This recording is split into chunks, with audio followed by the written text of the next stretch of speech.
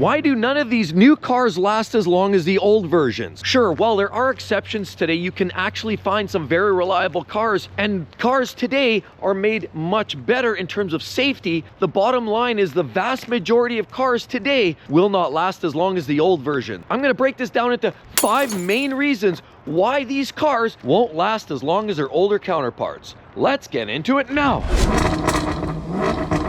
Life's too short to drive boring cars.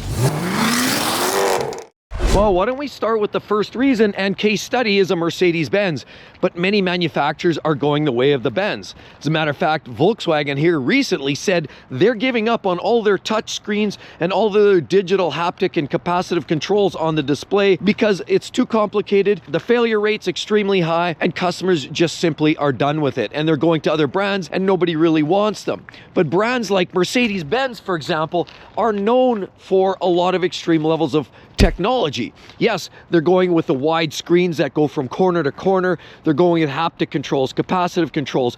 Those buttons right there on the steering wheel, on the latest version, I just drove the GLA, and those buttons on the steering wheel are now haptic controls, and they're very difficult to use. It's tough to get them to stroke one way or the other, and customers are definitely getting fed up with it. But also with that, it's electronic. It's more prone to failure. It's no different than your cell phone. I mean, every once in a while they glitch out and you have to reboot it, and eventually it just won't work at all, or your laptop, and that's why they're considered throwaway.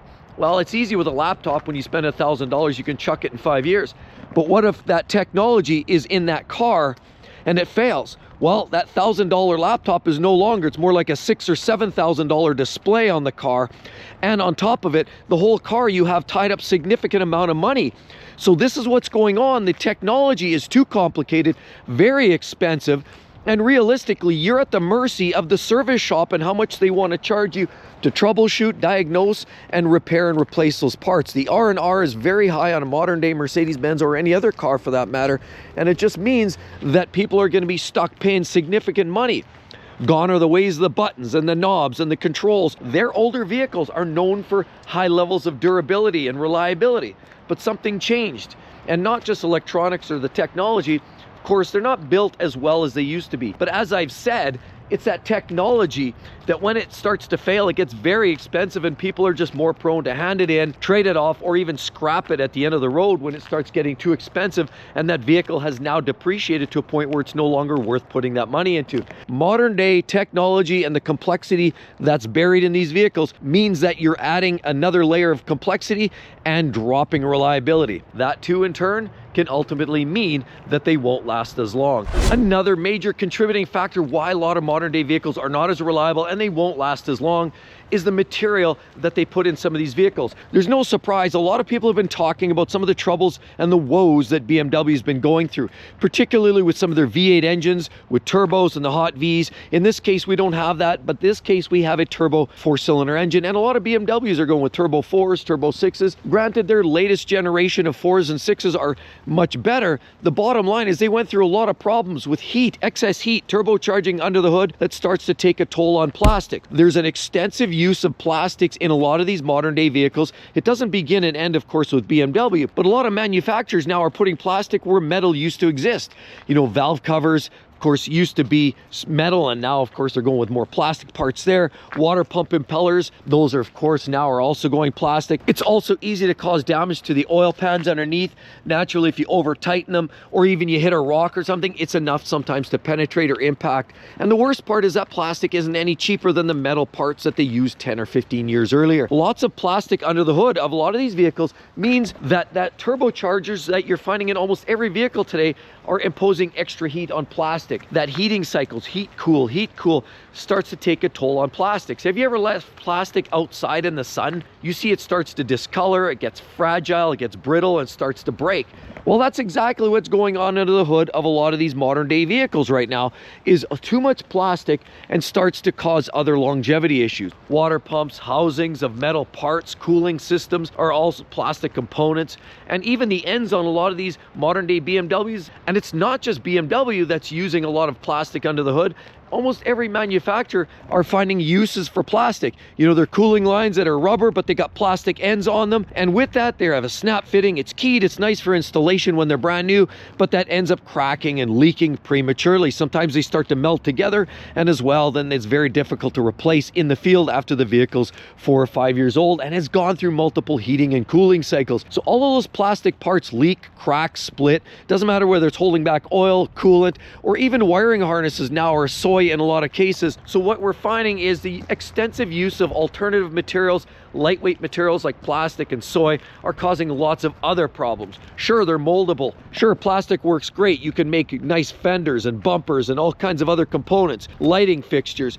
Plastic definitely has a place to play in a lot of these vehicles. It gives us some great styling accents and an available versatility that makes vehicles look much more interesting these days, but it belongs in one place and one place only, in cosmetic use only. And unfortunately, a lot of mechanical components now are tied directly to plastic components. Third reason comes down to a manufacturer like this, a GM product, Chevy. Well, a lot of brands are like this, and I don't want to zero in specifically to Chevy, but this is something going on in a lot of manufacturers. We're hearing a lot of engine issues.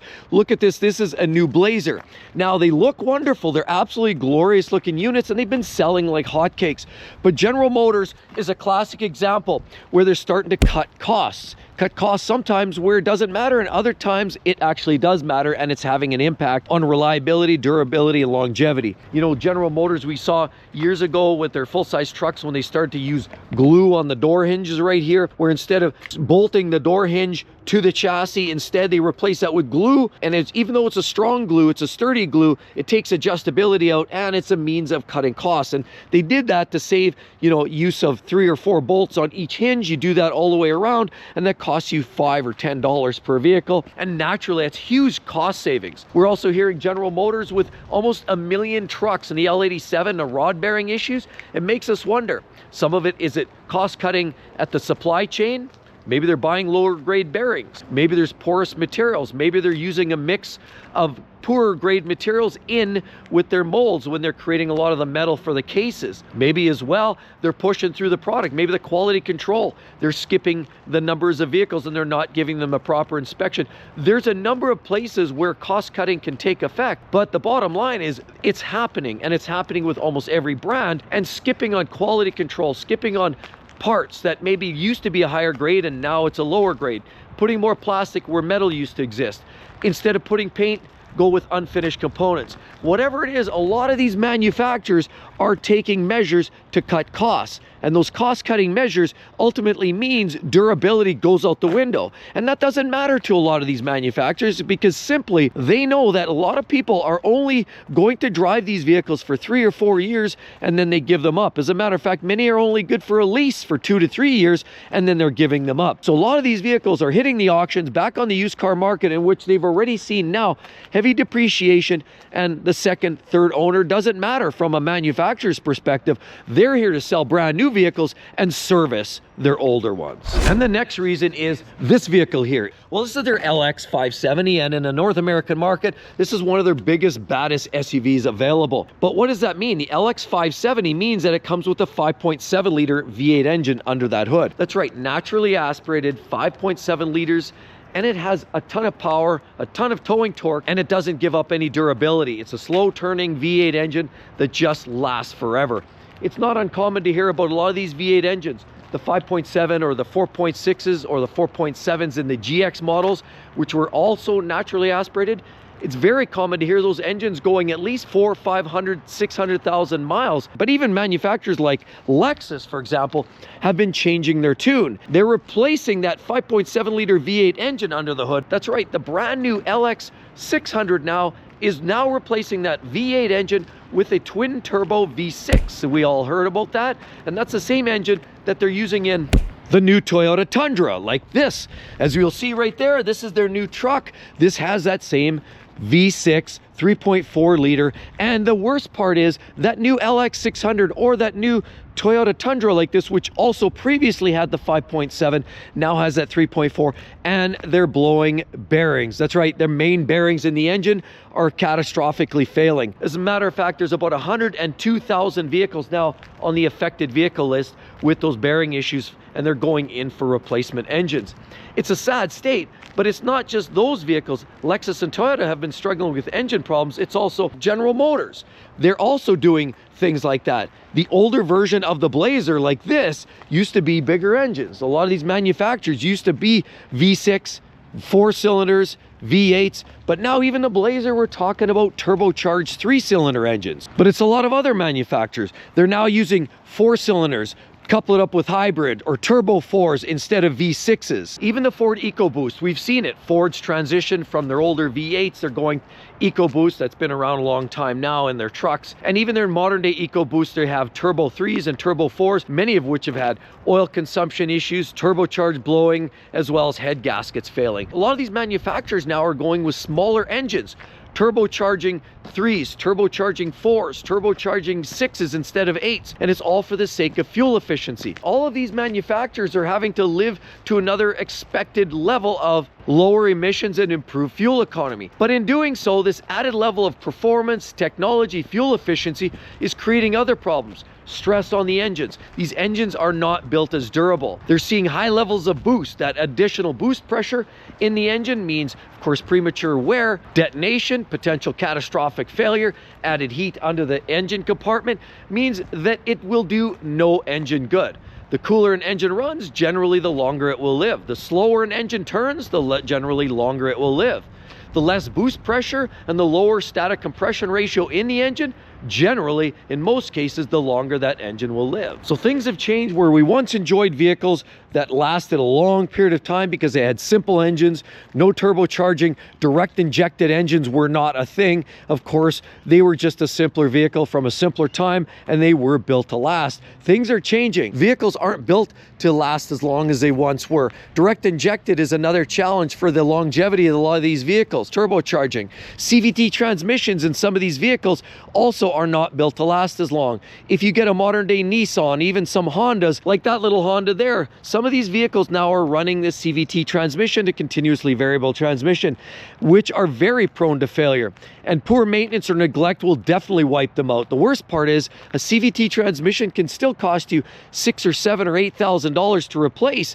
And in doing so, once the vehicle gets a little older, people are making a decision, scrap it or keep it. Especially if the vehicle's only worth 10 grand and they got to put an $8,000 transmission in it. What do you think you would do? So in the ultimate pursuit of efficiency, fuel economy, performance, we're ultimately giving up a lot of our reliability and the longevity of these engines. That's a big reason why a lot of these vehicles are not lasting like they used to. Before I give you the last reason why new vehicles just won't last as long, I want to share a couple of things. First of all, there are a few exceptions. Number one, extensive maintenance. Take care of your car, you can make it last a lot longer. Paint improvements, a lot of the quality, the fit and finish in terms of materials, you know, especially when we're talking about cosmetics, door handles, fitment of body panels, paint is often better in modern day vehicles. Crash testing's improved as well, so a lot of modern vehicles are safer with better sensors and detection of accidents and accident avoidance. So in a lot of ways they're safer, and certainly in some ways, cosmetically at least, they will look better and last longer in some aspects. But generally speaking, there are only a few vehicles that will likely last longer. Mazda has one of the brands where they decide they're just going to keep it simple, keep it steady Eddie. You know, some Lexus vehicles that are still rocking the old 3.5 liter V6, for example, like the IS model, still has that available. That's a great option. Sure, while it's a techie vehicle, the basic drivetrain is reliable with torque converter auto, V6 naturally aspirated, very reliable vehicle built for a lot of miles. Same with a lot of vehicles that you're going to find from Mazda. Mazda, I truly believe, is one of the best, most reliable brands right now because they have elected to keep things a little bit simpler. iActive, sure. Technology, absolutely. Here we have a CX-5. This is one of their smaller SUVs. I really do believe this is one of the best SUVs on the market for long-term reliability. It's simple, it's cheap to maintain, and it's one of the most reliable. You get a 6-speed torque converter automatic transmission transmission. And in some of the cars, you can also get, like the Mazda 3, you can get a manual 6-speed gearbox as well. So it's a 6-speed auto or manual in certain models. You can get a choice of 2.5 liter 4-cylinder, which is a good size engine under the hood. You can get a 2.5 liter turbo or naturally aspirated. The naturally aspirated gives you obviously an improved in terms of overall durability, but the turbos are quite reliable too. So the 2.5 liter 4-cylinder is a good displacement, good performance, and they're very reliable. And Mazda is one of those few exceptions on the market today where, while they do have the screen in the center section, it's smaller, there's less tech, and the parts and components are simple. It's a simpler vehicle overall with slightly older technology in terms of drivetrains, means it's going to last a lot longer than some of its competitors, even from Toyota, which is a reliable brand overall, but they are starting to look at other vehicle options. Of course, with more hybrids, some CVTs or their ECVTs are pretty reliable. They are upping the ante on overall technology. Mazda is one of those few brands that keeps it simple and easy. And the fifth reason is one which, in my own personal opinion, a lot of these manufacturers are building vehicles differently with a different perspective, and that is one in which people have short attention spans, so they have a design for obsolescence. A lot of brands realize that people just don't have the attention span. They don't care to have a vehicle for 15 or 20 years anymore. People get bored very quickly. They want the latest technology, big displays, of course, great wheels, and as well mirrors, fold-away parts, great chrome touches, LEDs, and all of the other amenities you can get. The new styling, the new details, and many new models just represent a great opportunity to get into something flashy, new, for better performance, and people want to get into something new. Leases, there's a reason it's designed for 2 to 3 years. The go-to for a bank loan is anywhere from typically 3 to 5 years. Although you can get longer terms, the industry average has consistently been 5 years because that's the attention span and people want to move on to something else. So manufacturers have gotten onto that wagon and realized, you know what, let's design obsolescence into this game. We want to put people into newer vehicles. And while some of this is driven by the customer because they're bored of it and they want to move on to something else, the other part of this is the manufacturers, in my own personal opinion, are designing vehicles that will only last a certain number of cycles, only last so many number of switch operations, only last so many amount of miles. They don't really care how long these vehicles last. A brand does not care anymore about a vehicle that will last 300,000-400,000 miles. That's less the priority. More the priority now is something flashy, new, technologically advanced. Of course, it has to meet the EPA and the emissions and the CARB standards and all of that. They know that they're going to put somebody into something new in 3 or 4 years, and they only design it to last as long as the warranty period. That's ultimately the game plan because they know somebody's going to move into the next vehicle soon. I guarantee you, the owner of this vehicle will not own this after 6 or 7 years. Even though this is a great model, the RX 350, this is the newer generation, which has the turbocharged 2.4 under the hood. This is not the same vehicle as the older outgoing Lexus RX 350. The older one had that V6. The newer one does not. A lot of modern day buyers now value more technology, features, electronics, safety gizmos, and now the manufacturers are building to that standard. The expectation is 3 to 5 years, that's it. Warranty's up, that's it. We don't care what happens after that. What happens on the secondary market really is irrelevant. And on top of it, it actually is more relevant because now these dealers realize that if they have a vehicle that's maybe not quite as reliable, it now winds up in their service shop, which means more money to the dealer in another way. But what happens when you actually build a vehicle with the assumption that it's going to make it to the warranty period and it doesn't? This is what you get, something like this. In my own personal opinion, a vehicle that just comes up kind of short. It looks like it meets the intent, has great performance, great looks and technology, but a lot of them aren't even making it to the warranty period. Means a lot of these manufacturers are now stuck footing the bill for some extensively and expensively high cost recall, replacement, repairs. Of course, NHTSA gets a hold of a problem area like that, and then the OEM actually gets stuck with spending significant amount of money to keep their name intact. And with all of that said, with all of this new technology in cars, it's no surprise why a lot of these engines are literally imploding. There's a very specific reason. Hope to see each and every one of you on the next one. We'll catch you all real soon. Bye-bye.